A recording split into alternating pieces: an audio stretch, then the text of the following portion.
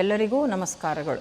ಇವತ್ತಿನ ಸಂಚಿಕೆಯಲ್ಲಿ ನಾವು ಭಗವಾನ್ ಪರಶುರಾಮರು ಹಾಗೂ ವಿಶ್ವಾಮಿತ್ರರ ಜನ್ಮದ ರಹಸ್ಯವನ್ನು ತಿಳ್ಕೊಳ್ಳುವ.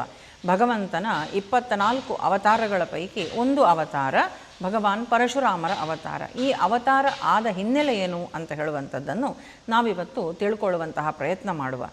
ಪರಶುರಾಮರು ತಾವು ಬ್ರಾಹ್ಮಣರಾಗಿದ್ದವರು. ಬ್ರಾಹ್ಮಣರಾಗಿ ಜನಿಸಿದಂತಹ ಪರಶುರಾಮರು ಕ್ಷತ್ರಿಯ ಗುಣಗಳನ್ನು ತನ್ನಲ್ಲಿ ತುಂಬಿಕೊಂಡು ಅದು ಹೇಗೆ ಅವರು ಕ್ಷತ್ರಿಯ ರೀತಿಯ ಕೆಲಸಗಳನ್ನು ತಾವು ಮಾಡಿದರು, ರಕ್ತಪಾತವನ್ನು ನಡೆಸಿದರು, ದುಷ್ಟ ಕ್ಷತ್ರಿಯರನ್ನು ನಿಗ್ರಹ ಮಾಡಿದರು. ಅಂತಹ ಮಾನಸಿಕ ಸ್ಥೈರ್ಯ ಬ್ರಾಹ್ಮಣರಾಗಿದ್ದಂತಹ ಆ ಶೌರ್ಯ ಅವರಿಗೆ ಹೇಗೆ ಬಂತು, ಇದರ ಹಿನ್ನೆಲೆ ಏನು ಅಂತ ಹೇಳುವಂಥದ್ದನ್ನೆಲ್ಲ ನಾವು ತಿಳ್ಕೊಳ್ಬೇಕು. ಅದೇ ರೀತಿಯಾಗಿ ವಿಶ್ವಾಮಿತ್ರರು ಕೂಡ, ವಿಶ್ವಾಮಿತ್ರರು ಕ್ಷತ್ರಿಯ ಕುಲದಲ್ಲಿ ಬಂದವರು. ಅವರಲ್ಲಿ ಸಹಜವಾಗಿ ಶೌರ್ಯ ಇರಬೇಕಿತ್ತು, ತೇಜಸ್ಸು ಕ್ಷಾತ್ರ ತೇಜಸ್ ಇರಬೇಕಾಗಿತ್ತು. ಆದರೆ ಅವರು ಮುಂದಿನ ದಿನಗಳಲ್ಲಿ ನಾವು ನೋಡ್ತೇವೆ ಬ್ರಹ್ಮ ತೇಜಸ್ಸನ್ನು ತನ್ನದಾಗಿಸಿಕೊಂಡು ವಿಶ್ವಾಮಿತ್ರರು ತಾವು ಘೋರವಾದಂತಹ ತಪಸ್ಸನ್ನು ಮಾಡಿ ಬ್ರಹ್ಮರ್ಷಿಗಳು ಅಂತ ಎನಿಸಿಕೊಳ್ಳುತ್ತಾರೆ. ಈ ರೀತಿ ಅವರು ಬ್ರಾಹ್ಮಣರಾಗಿದ್ದಂತಹ ಪರಶುರಾಮರು ಕ್ಷತ್ರಿಯ ರೀತಿಯಲ್ಲಿ ವರ್ತಿಸಿದ್ದು ಹೇಗೆ, ಕ್ಷತ್ರಿಯರಾಗಿದ್ದಂತಹ ವಿಶ್ವಾಮಿತ್ರರು ಬ್ರಾಹ್ಮಣರಾದದ್ದು ಹೇಗೆ ಅನ್ನುವಂಥದ್ದನ್ನೆಲ್ಲ ನಾವು ತಿಳ್ಕೊಳ್ಳುವ. ಇದರ ಬಗ್ಗೆ ರಾಮಾಯಣ ನಮಗೆ ಪೂರ್ಣವಾದಂತಹ ವಿವರಗಳನ್ನು ನಮಗೆ ಕೊಡ್ತದೆ. ವಿಶ್ವಾಮಿತ್ರರ ಯಜ್ಞ ರಕ್ಷಣೆಗಾಗಿ ರಾಕ್ಷಸರು ವಿಶ್ವಾಮಿತ್ರರಿಗೆ ತೊಂದರೆ ಕೊಡ್ತಿದ್ದಾರೆ ಯಜ್ಞಗಳನ್ನು ಮಾಡಲಿಕ್ಕೆ ಅಂತ ವಿಶ್ವಾಮಿತ್ರರು ರಾಮಲಕ್ಷ್ಮಣರನ್ನು ಕರ್ಕೊಂಡು ಬರ್ತಾರೆ. ಹಾಗೆ ಬಂದಾಗ ಸುಬಾಹು ಮಾರೀಚರು ಯಜ್ಞಕ್ಕೆ ತೊಂದರೆ ಕೊಡ್ತಿದ್ದಂತಹ ರಾಕ್ಷಸರು, ಆ ರಾಕ್ಷಸರನ್ನು ಕೊಂದಾದ ನಂತರ ವಿಶ್ವಾಮಿತ್ರರ ಜೊತೆಯಲ್ಲಿ ರಾಮಲಕ್ಷ್ಮಣರಿಬ್ಬರೂ ಕೂಡ ಮಿಥಿಲೆಯ ಕಡೆಗೆ ಪ್ರಯಾಣ ಮಾಡ್ತಾರೆ. ಮಿಥಿಲೆಯ ಕಡೆಗೆ ಹೋಗುವಾಗ ದಾರಿಯಲ್ಲಿ ಅಹಲ್ಯಾದೇವಿಯ ಶಾಪ ವಿಮೋಚನೆಯನ್ನೂ ಮಾಡ್ತಾರೆ. ಕಲ್ಲಾಗಿದ್ದಂಥ ಅಹಲ್ಯೆಯನ್ನು ಮರಳಿ ಅವಳನ್ನು ಸಜೀವಗೊಳಿಸ್ತಾರೆ, ಅವಳನ್ನು ಜೀವಂತಿಕೆ ಮರಳಿ ಅವಳಿಗೆ ತಂದು ಕೊಡ್ತಾರೆ. ಇದೆಲ್ಲ ಆದಮೇಲೆ ರಾಮಲಕ್ಷ್ಮಣರು ವಿಶ್ವಾಮಿತ್ರರ ಜೊತೆಯಲ್ಲಿ ಮುಂದುವರೆದು ನೇರವಾಗಿ ಮಿಥಿಲೆಗೆ ಬಂದು ತಲುಪುತ್ತಾರೆ. ಮಿಥಿಲೆಗೆ ಬಂದಾಗ ಮಿಥಿಲೆಯಲ್ಲಿ ಇದೇ ಅಹಲ್ಯ ಹಾಗೂ ಗೌತಮ ಋಷಿಗಳ ಮಗನಾದಂತಹ ಶತಾನಂದರ ಭೇಟಿಯಾಗ್ತದೆ. ಇಷ್ಟರವರೆಗೂ ಕೂಡ ಈ ಅತ್ಯಂತ ಉದ್ದವಾದಂತಹ ಪ್ರಯಾಣ, ದೀರ್ಘವಾದಂಥ ಪ್ರಯಾಣ ಮಾಡ್ತಾ ಬಂದಿದ್ದಾರೆ ವಿಶ್ವಾಮಿತ್ರರ ಜೊತೆಯಲ್ಲಿ ರಾಮಲಕ್ಷ್ಮಣರು.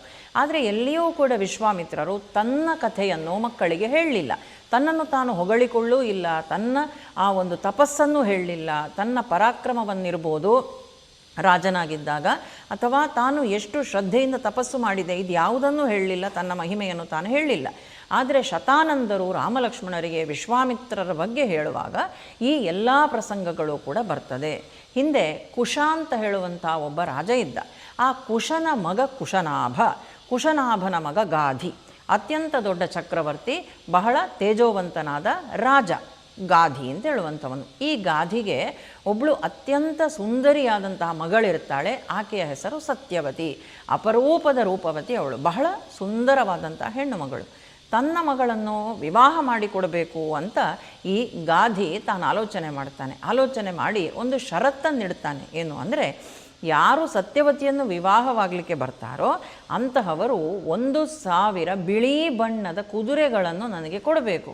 ಬಿಳಿ ಬಣ್ಣದ ಕುದುರೆ ಮಾತ್ರವೋ ಅಲ್ಲ, ಅದರ ಒಂದು ಕಿವಿ ಕಪ್ಪಾಗಿರಬೇಕು. ಈ ರೀತಿ 1000 ಕುದುರೆಗಳು ಒಂದು ಕಿವಿ ಕಪ್ಪಾಗಿರುವಂಥದ್ದನ್ನು ನನಗೆ ಕೊಡಬೇಕು ಅಂತ ತನ್ನ ಮಗಳನ್ನು ವಿವಾಹ ಮಾಡಿಕೊಳ್ಳಿಕ್ಕೆ ಬರುವಂತಹ ವರನಿಗೆ ಈ ರೀತಿಯ ಒಂದು ಕಂಡೀಷನ್ನನ್ನು ಹಾಕ್ತಾನೆ ಈ ಗಾಧಿ ಮಹಾರಾಜ. ಯಾರಿಗೂ ಕೂಡ ಆ 1000 ಶ್ವೇತವರ್ಣದ ಕುದುರೆಗಳನ್ನು ಸಂಪಾದನೆ ಮಾಡಲಿಕ್ಕಾಗುವುದಿಲ್ಲ. ಇಂತಹ ಸಂದರ್ಭದಲ್ಲಿ ರುಚಿಕ ಅಂತ ಹೇಳುವಂಥವನೊಬ್ಬ ಋಷಿ ಇರ್ತಾನೆ.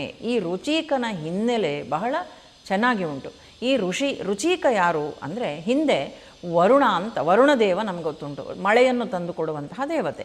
ಆ ವರುಣದೇವನ ಮಗ ಭೃಗು ಮಹರ್ಷಿಗಳು, ಭೃಗು ಮಹರ್ಷಿಗಳ ಮಗ ಚ್ಯವನ ಅಂತ, ಚ್ಯವನನ ಮಗ ಔರ್ವ.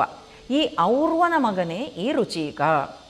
ಅತ್ಯಂತ ತೇಜಸ್ವಿ, ತಪಸ್ವಿ, ಎಲ್ಲ ಶಾಸ್ತ್ರಾಸ್ತ್ರಗಳ ಅಧ್ಯಯನ ಮಾಡಿದವನು, ತಪಸ್ವಿ, ಇಂದ್ರಿಯ ನಿಗ್ರಹ, ಆತ್ಮಸಂಯಮ ಇದೆಲ್ಲ ಇದ್ದಂತಹ ರುಚಿಕ ಮಹರ್ಷಿ ತಾನೇನು ಮಾಡ್ತಾನೆ ಅಂತ ಹೇಳಿದರೆ, ತನ್ನ ಅಶ್ವತೀರ್ಥ ಅಂತ ಹೇಳುವಂಥ ಒಂದು ಪ್ರದೇಶಕ್ಕೆ ಹೋಗಿ ಅಲ್ಲಿ ತನ್ನ ಪ್ರವಚನಗಳನ್ನು, ತನ್ನ ಜ್ಞಾನವನ್ನು ಇತರರಿಗೆ ಹಂಚಿ ಅಲ್ಲಿಂದ 1000 ಕುದುರೆಗಳನ್ನು ತಾನು ಬಹುಮಾನವಾಗಿ ಪಡಿತಾನೆ.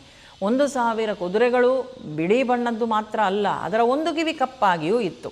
ಗಾಧಿ ಮಹಾರಾಜ ಏನು ಆಲೋಚಿಸಿದ ನೋಡಿ, ಅದೇ ರೀತಿಯ ಕುದುರೆಗಳನ್ನು ಈ ಋಷಿ ತಾನು ಸಂಪಾದನೆ ಮಾಡ್ತಾನೆ. ಅಂದರೆ ಗಾಧಿಯ ಮನಸ್ಸಿನ ಇಚ್ಛೆ ಏನೋ ಇತ್ತು, ಯಾವುದಾದ್ರೂ ರಾಜಕುಮಾರ ಬರಬಹುದು ಅಂತ. ಆದರೆ ದೈವ ಹೇಗೆ ತೀರ್ಮಾನ ಮಾಡಿತ್ತು ನೋಡಿ. ಈ ರುಚೀಕ ಮಹರ್ಷಿ ಆ ರೀತಿಯ ಕುದುರೆಗಳನ್ನು ಪಡೆದುಕೊಂಡು ಸತ್ಯವತಿಯನ್ನು ತಾನು ವಿವಾಹವಾಗಬೇಕು ಅಂತ ಗಾಧಿಯ ಬಳಿಗೆ ಬಂದು ಆ ಕುದುರೆಗಳನ್ನು ಒಪ್ಪಿಸಿ ತಾನು ಸತ್ಯವತಿಯನ್ನು ಮದುವೆಯಾಗುತ್ತಾನೆ. ರುಚೀಕ ಅತ್ಯಂತ ಚಿಕ್ಕ ವಯಸ್ಸಿನವನೇನಲ್ಲ, ವಯಸ್ಸಾಗಿತ್ತವನಿಗೆ. ಗಾಧಿಯ ಪುತ್ರಿ ಸತ್ಯವತಿ ಆಕೆ ಇನ್ನೂ ತರುಣಿ, ಆದರೂ ಕೂಡ ಕಂಡೀಷನ್ ಹಾಗೆ ಇತ್ತು. ಆ ಷರತ್ತಿನ ತಕ್ಕಂತೆ ಇವನು ಕುದುರೆಗಳನ್ನು ತಂದು ಕೊಟ್ಟಿದ್ದಾನೆ, ವಿಧಿ ಇಲ್ಲದೆ ವಿವಾಹವೂ ಆಗ್ತದೆ. ಆದರೆ ಸತ್ಯವತಿ ಅತ್ಯಂತ ಶ್ರದ್ಧಾಭಕ್ತಿಯಿಂದ ತನ್ನ ಪತಿಯ ಸೇವೆಯನ್ನು ಮಾಡುವುದರಲ್ಲಿ ತಾನು ತತ್ಪರಳಾಗ್ತಾಳೆ. ಅವನಿಗೆ ಬೇಕಾದ ಎಲ್ಲ ಅನುಕೂಲಗಳನ್ನು ಕೂಡ ಮಾಡಿಕೊಡ್ತಾಳೆ ಸತ್ಯವತಿ. ಹೀಗೆ ಬಹಳ ಕಾಲ ಕಳೀತದೆ.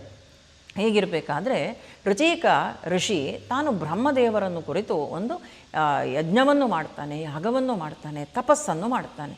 ಈ ಸಂದರ್ಭದಲ್ಲಿ ಸತ್ಯವತಿ ಬಂದು ಗಂಡನ ಬಳಿಯಲ್ಲಿ, ರುಚೀಕರ ಬಳಿಯಲ್ಲಿ ಹೇಳುತ್ತಾಳೆ, ವಿವಾಹವಾಗಿ ಬಹಳ ಕಾಲ ಆಯಿತು ನಮಗೆ, ಆದರೆ ಮಕ್ಕಳಾಗಲಿಲ್ಲ. ಆದ್ದರಿಂದ ನೀವು ಏನು ತಪಸ್ಸು ಮಾಡ್ತಿದ್ದೀರಿ, ಯಜ್ಞ ಯಾಗ ಮಾಡ್ತಿದ್ದೀರಿ, ದೇವರಲ್ಲಿ ಕೇಳಿಕೊಳ್ಳಿ, ನನಗೊಂದು ಪುತ್ರ ಸಂತಾನ ಆಗಬೇಕು, ನನಗೊಬ್ಬ ಮಗ ಆಗಬೇಕು, ಅವನು ಬ್ರಹ್ಮ ತೇಜಸ್ಸಿನಿಂದ ಬೆಳಗಬೇಕು, ಎಲ್ಲ ಜ್ಞಾನಗಳು ಅವನಲ್ಲಿರಬೇಕು, ಅಂತಹ ಒಬ್ಬ ಮಗ ನನಗಾಗಬೇಕು. ಆ ರೀತಿ ಭಗವಂತನಲ್ಲಿ ಪ್ರಾರ್ಥಿಸಿ ನನಗೊಂದು ವರವನ್ನು ಕೊಡಿ ಅಂತ ಕೇಳ್ತಾಳೆ. ತನಗೆ ಮಾತ್ರ ಕೇಳಿದ್ಲ? ಇಲ್ಲ, ಜೊತೆಯಲ್ಲಿ ಹೇಳ್ತಾಳೆ, ನನ್ನ ತಂದೆ ಗಾಧಿ ಮಹಾರಾಜ ಅಲ್ಲಿ ಈಗ ಯಾವುದೇ ಸಂತಾನ ಇಲ್ಲ, ಇದ್ದವಳು ನಾನೊಬ್ಬಳು ಮದುವೆಯಾಗಿ ನಿಮ್ಮೊಟ್ಟಿಗೆ ಬಂದಿದ್ದೇನೆ, ಅಲ್ಲಿ ನನ್ನ ತಾಯಿಗೂ ಕೂಡ ಒಂದು ಗಂಡು ಮಗು ಆಗಬೇಕು, ಆ ರೀತಿಯಲ್ಲಿ ಪ್ರಸಾದ ರೂಪದಲ್ಲಿ ಏನಾದರೂ ಕೊಡಿ, ನನಗೂ ಒಂದು ಸಂತಾನ ಗಂಡು ಮಗು ಆಗಬೇಕು, ನನ್ನ ಅಮ್ಮನಿಗೂ ಒಂದು ಆಗಬೇಕು ಅಂತ, ನನ್ನ ತಾಯಿ ಮನೆಯೂ ಮುಂದುವರಿಬೇಕು ಅಂತ ಅಮ್ಮನ ಮನೆಯ ಮೇಲಿದ್ದಂತಹ ಸಹಜವಾದ ಮೋಹ ಅವಳಿಗೆ ಆಗಬಹುದು ಅಂತ ಹೇಳಿ ರುಚೀಕ ಋಷಿ ಏನು ಮಾಡ್ತಾನೆ ಅಂದರೆ, ಈ ಯಜ್ಞ ಯಾಗ ತಪಸ್ಸುಗಳಿಗೆಲ್ಲ ಕೂತಾಗ ಏನಾದರೂ ಯಾರಾದರೂ ಕೇಳಿದರೆ ಇಲ್ಲ ಅಂತ ಹೇಳುವಂತಿಲ್ಲ, ಅದರಲ್ಲೂ ಇವಳು ಕೇಳಬಾರದ್ದನ್ನೇನೂ ಕೇಳಿಲ್ಲ. ಸರಿಯಿಂದ ರುಚೀಕ ಮಹರ್ಷಿ ಏನು ಮಾಡ್ತಾನೆ, 2 ಚರುವನ್ನು ಸಿದ್ಧಪಡಿಸ್ತಾನೆ. ಚರುವನ್ನು 2 ಪಾತ್ರದಲ್ಲಿ ಸಿದ್ಧಪಡಿಸಿ ಪ್ರಸಾದ ಅಂತ ಕೂಡ ಹೇಳ್ತಾರೆ, ಅದನ್ನು ತನ್ನ ಹೆಂಡತಿಯ ಕೈಯಲ್ಲಿ ಕೊಡ್ತಾನೆ. ಕೊಟ್ಟು ಹೇಳ್ತಾನೆ, ನೋಡಮ್ಮ, ಈ ಪಾತ್ರೆಯಲ್ಲಿರುವಂಥದ್ದು ನಿನಗೆ, ಇದರಿಂದ ನಿನಗೆ ಸಕಲ ಶಾಸ್ತ್ರಗಳ ಜ್ಞಾನವನ್ನು ಬಲ್ಲಂತಹ ಅತ್ಯಂತ ತೇಜೋಮಯನಾದ ಬ್ರಹ್ಮ ತೇಜಸ್ಸಿನಿಂದ ಕೂಡಿದಂತಹ ಬಹಳ ಜ್ಞಾನಿಯಾದಂತಹ, ನೀನು ಯಾವ ರೀತಿಯಾಗಿ ಬ್ರಾಹ್ಮಣರು ಇರಬೇಕು ಅಂತ ಬಯಸ್ತೀಯೋ ಆ ರೀತಿ ಸಕಲ ಗುಣಗಳೂ ಹೊಂದಿದಂತಹ ಶಿಸ್ತು, ಸಂಯಮ, ಮನೋನಿಗ್ರಹ ಎಲ್ಲವೂ ಇದ್ದಂತಹ ಮಗ ನಿನಗೆ ಹುಟ್ಟುತ್ತಾನೆ. ಇದು ಇನ್ನೊಂದು ಚರುವನ್ನು ತೋರಿಸಿ ಹೇಳ್ತಾನೆ, ಇದನ್ನು ನೀನು ನಿನ್ನ ಅಮ್ಮನಿಗೆ ಕೊಡು. ಯಾಕೆ? ಅವಳು ಕ್ಷತ್ರಿಯಾಣಿ, ಗಾಧಿ ಕ್ಷತ್ರಿಯ ರಾಜ. ಅಲ್ಲಿ ಹುಟ್ಟುವಂತಹ ಮಗ ಅವನು ವಿಪರೀತ ಪರಾಕ್ರಮಿಯಾಗ್ತಾನೆ, ಶೌರ್ಯ ಇರ್ತದೆ ಅವನಲ್ಲಿ, ಹಾಗೂ ಕ್ಷತ್ರಿಯರಲ್ಲಿ ಏನೆಲ್ಲ ತೇಜಸ್ಸುಗಳೆಲ್ಲ ಇರಬೇಕೋ ಅಂತಹ ಎಲ್ಲ ತೇಜಸ್ಸುಗಳನ್ನು ತಾನು ಮೈಗೂಡಿಸಿಕೊಂಡು ಒಂದು ಮಗು, ಒಂದು ಪುತ್ರ ಅಲ್ಲಿ ಹುಟ್ಟಿ ಬರ್ತಾನೆ. ಈ ರೀತಿ 2 ಚೆರು, ಒಂದನ್ನು ಅಭಿಮಂತ್ರಣ ಮಾಡಿಕೊಟ್ಟಿದ್ದಾನೆ ಸತ್ಯವತಿಗೆ, ಇದರಿಂದ ಬ್ರಾಹ್ಮಣ ಮಗ ಹುಟ್ಟುತ್ತಾನೆ, ಮತ್ತೊಂದರಿಂದ ಅತ್ಯಂತ ತೇಜಸ್ವಿಯಾದಂಥ ಕ್ಷಾತ್ರ ತೇಜಸ್ಸಿನಿಂದ ಕೂಡಿದ ಕ್ಷತ್ರಿಯ ಮಗು ಹುಟ್ಟುತ್ತದೆ ಅಂತ ತಾನು ಅದೆರಡೂ ಚರುವನ್ನು ಕೂಡ ಸತ್ಯವತಿಯ ಕೈಯಲ್ಲಿ ಕೊಟ್ಟು ರುಚೀಕ ಮಹರ್ಷಿ ತಾನು ನಿತ್ಯಾಹ್ನಿಕಕ್ಕಾಗಿ ಹೋದ ಅಂತ. ಇಲ್ಲಿ 1-2-3 ಪಾಠಭೇದಗಳುಂಟು. ಕೆಲವು ಕಡೆಯಲ್ಲಿ ಕೊಡ್ತಾರೆ ಏನು ಅಂತ ಹೇಳಿದರೆ, ಈ ಎರಡನ್ನೂ ತಾನು ಹಿಡ್ಕೊಂಡಿದ್ದಾಳೆ ಸತ್ಯವತಿ, ತಾಯಿಯೇ ಬಂದು ನಿರ್ದೇಶನ ಕೊಟ್ಟಳು. ಅಂದರೆ ತನ್ನ ಮಗುವಿಗೋಸ್ಕರ ರುಚೀಕ ಏನಾದರೂ ವಿಶೇಷವಾದಂಥ ಶಕ್ತಿಯನ್ನಿಟ್ಟು ಆ ಪ್ರಸಾದವನ್ನು ಕೊಟ್ಟಿರಬಹುದು, ನನ್ನಕ್ಕಿಂತ ನನ್ನ ಮಗಳಲ್ಲಿ ಏನಾದರೂ ವಿಶೇಷತೆ ಇರಬಹುದು ಆ ಪ್ರಸಾದದಲ್ಲಿ ಅಂತ ಅವಳೇ ಮಗಳ ಮನಸ್ಸನ್ನು ಹೇಳಿ, ಮಗಳ ಮನಸ್ಸಿನ ಮೇಲೆ ಪ್ರಭಾವ ಬೀರುವಂಥ ಮಾತುಗಳನ್ನಾಡಿ ಮಗಳ ಪ್ರಸಾದವನ್ನು ತಾನು ತಿಂದಳು ಅಂತ ಒಂದು ಕಡೆ. ಇನ್ನೊಂದು ಕಡೆ ಇವರೊಂದು ಕಡೆ ಇಟ್ಟರು, ಏನೋ ಅದಲು ಬದಲಾಯಿತು ಅಂತ ಹೇಳುವಂಥದ್ದೆಲ್ಲ ಉಂಟು.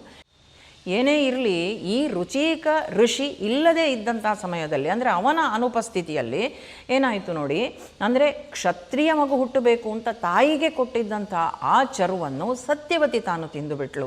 ಹಾಗೆಯೇ ಬ್ರಹ್ಮ ತೇಜಸ್ಸಿನಿಂದ ಕೂಡಿದಂತಹ ಬ್ರಾಹ್ಮಣ ಮಗು ಹುಟ್ಟಬೇಕು ಅಂತ ಹೇಳಿ ಅಭಿಮಂತ್ರಿಸಿ ಕೊಟ್ಟಂತಹ ಚರುವನ್ನು ಸತ್ಯವತಿಯ ತಾಯಿ ಗಾಧಿಯ ಪತ್ನಿ ತಾನು ಸ್ವೀಕಾರ ಮಾಡಿಬಿಟ್ಲು. ಹೀಗೆ ಕೆಲವು ತಿಂಗಳುಗಳು ಕಳೀತದೆ, ಇಬ್ಬರೂ ಕೂಡ ಗರ್ಭವತಿಯರಾಗಿದ್ದಾರೆ. ಆದರೆ ಸತ್ಯವತಿಗೆ ಕಾಲ ಕಳೀತಾ ಇದ್ದ ಹಾಗೆ ಇನ್ನೇನು ತಿಂಗಳು ಪೂರ್ಣಗೊಳ್ಳುವಷ್ಟರಲ್ಲಿ ಅವಳ ಮುಖದಲ್ಲಿ ಚರ್ಯೆ ಬದಲಾಗ್ತದೆ, ಕ್ಷಾತ್ರ ತೇಜಸ್ಸು ಹೊಮ್ಮುತ್ತದೆ, ಅವಳ ಮೈಯೆಲ್ಲ ಉರಿ ಶುರುವಾಗ್ತದೆ. ಯಾಕೆಂದರೆ ಒಳಗೆ ಆ ಕಾಂತಿ ಕ್ಷತ್ರಿಯ ಮಗು ಒಳಗಡೆ ಇರುವಂಥದ್ದು. ಯಾಕೆಂದರೆ ಇವರು ಚರುವನ್ನು ಅದಲು ಬದಲು ಮಾಡಿದ್ದಾರೆ. ಸತ್ಯವತಿಗೆ ಬ್ರಾಹ್ಮಣ ಗುಣಗಳಿಂದ ಕೂಡಿದಂತಹ ಸಹನೆಯ ಸಾಕಾರ ಮೂರ್ತಿಯಾದಂತಹ ಮಗು ಬರಬೇಕಾಗಿತ್ತು. ಆದರೆ ಚರುವಿನ ಅದಲು ಬದಲಾವಣೆಯಿಂದಾಗಿ ಇವಳ ಒಳಗೆ ಆ ಕ್ಷಾತ್ರ ತೇಜಸ್ಸನ್ನು ತುಂಬಿಕೊಂಡಿರುವಂತಹ ಮಗು ಮೂಡ್ತಾ ಉಂಟು ಈಗ. ಹಾಗಾಗಿ ಅವಳಿಗೆ ಸಹಜವಾಗಿ ಅವಳ ಮುಖದಲ್ಲಿ ಆ ಕಾಂತಿ, ಅವಳ ಶರೀರದಲ್ಲೆಲ್ಲ ಆ ಒಂದು ಕ್ಷಾತ್ರ ತೇಜಸ್ಸು ಪ್ರಕಟವಾಗಲಿಕ್ಕೆ ಪ್ರಾರಂಭವಾಗ್ತದೆ. ಅದೇ ಸಮಯದಲ್ಲಿ ಇವಳ ತಾಯಿಗೆ ಅಂದರೆ ಗಾಧಿಯ ಪತ್ನಿಯಲ್ಲಿ ಸಹನೆ, ಜ್ಞಾನದಾಹ ಇದೆಲ್ಲವೂ ಕೂಡ ಅವಳಲ್ಲಿ ಪ್ರಕಟವಾಗ್ತದೆ. ನೋಡಿದಂತಹ ರುಚಿಕ ಮಹರ್ಷಿಗಳಿಗೆ ಸಂಶಯ ಬರ್ತದೆ. ಏನು ಮಾಡಿದ್ದೀರಿ ನೀವು ಅಂತ ಕೇಳುವಾಗ ಸತ್ಯವತಿ ಹೇಳ್ತಾಳೆ, ಈ ರೀತಿಯಾಗಿ ಪ್ರಸಾದ ಚರು ಅದಲು ಬದಲಾಗಿದೆ ಅಂತ. ಆವಾಗ ರುಚಿಕ ಮಹರ್ಷಿಗಳು ಹೇಳ್ತಾರೆ, ನೋಡಮ್ಮ, ಇದು ನೀವೇನು ಅದಲು ಬದಲು ಮಾಡಿದ್ದೀರಿ, ಆದರೆ ಇದರ ಫಲವನ್ನು ನೀವು ಅನುಭವಿಸಲೇಬೇಕು. ನಿನ್ನ ಉದರದಲ್ಲಿ ಈಗ ಕ್ಷಾತ್ರ ತೇಜಸ್ಸು ತುಂಬಿದಂತಹ ಮಗು ಹುಟ್ಟುತ್ತಾನೆ. ನಿನಗೆ ಬ್ರಾಹ್ಮಣ ಬೇಕಿತ್ತಲ್ಲ, ಆದರೆ ಇವನು ಬ್ರಾಹ್ಮಣನಾಗಿ ಹುಟ್ಟಿದರೂ ಕೂಡ ಕ್ಷತ್ರಿಯ ಗುಣಗಳು ಇವನಲ್ಲಿ ಇರ್ತದೆ. ಆ ರೀತಿಯಾದಂತಹ ಮಗು ನಿನಗಾಗುತ್ತದೆ. ಇನ್ನು ನಿನ್ನ ಅಮ್ಮನಿಗೆ, ನಿನ್ನ ತಾಯಿಗೆ ಅಲ್ಲಿ ಕ್ಷತ್ರಿಯ ಕುಲದಲ್ಲಿ ಹುಟ್ಟಿದರೂ ಕೂಡ ಬ್ರಾಹ್ಮಣ ಗುಣಗಳನ್ನು ಹೊಂದಿದಂತಹ ಮಗು ಅಲ್ಲಿ ಆಗುತ್ತದೆ ಅಂತ. ಇದನ್ನು ಕೇಳಿ ಸತ್ಯವತಿಗೆ ಬಹಳ ಭಯ ಆಗ್ತದೆ. ಅಯ್ಯೋ ಬೇಡ, ನೀವು ರುಚಿಕ ಮಹರ್ಷಿಗಳು, ನೀವು ಅತ್ಯಂತ ತಪೋನಿಷ್ಠರು, ತಪಸ್ವಿಗಳು, ನಿಮ್ಮ ಮಗು ನನಗೆ ಬ್ರಹ್ಮ ತೇಜಸ್ಸಿನಿಂದ ಕೂಡಿದಂತಹ ಬ್ರಾಹ್ಮಣ ಗುಣಗಳನ್ನು ಹೊಂದಿದಂತಹ ಮಗುವೇ ನನಗೆ ಬೇಕು, ಕಾಪಾಡಿ ಅಂತ ರುಚಿಕನಲ್ಲಿ ಕೇಳಿಕೊಳ್ತಾಳೆ. ಆಗ ರುಚಿಕ ಮಹರ್ಷಿಗಳು ಹೇಳ್ತಾರೆ, ಆಯಿತು, ನಿನ್ನ ಪ್ರಾರ್ಥನೆಯನ್ನು ಮನ್ನಿಸ್ತೇನೆ, ಆದರೆ ಈ ಒಂದು ಏನು ಈಗ ನೀವು ಪ್ರಸಾದದ ಅದಲು ಬದಲಿನಿಂದ ಉಂಟಾದಂತಹ ವೈಪರೀತ್ಯ ಉಂಟು, ಇದು ಒಂದು ಜನರೇಷನ್ ನಾನು ಮುಂದೆ ಹಾಕಬಹುದಷ್ಟೇ.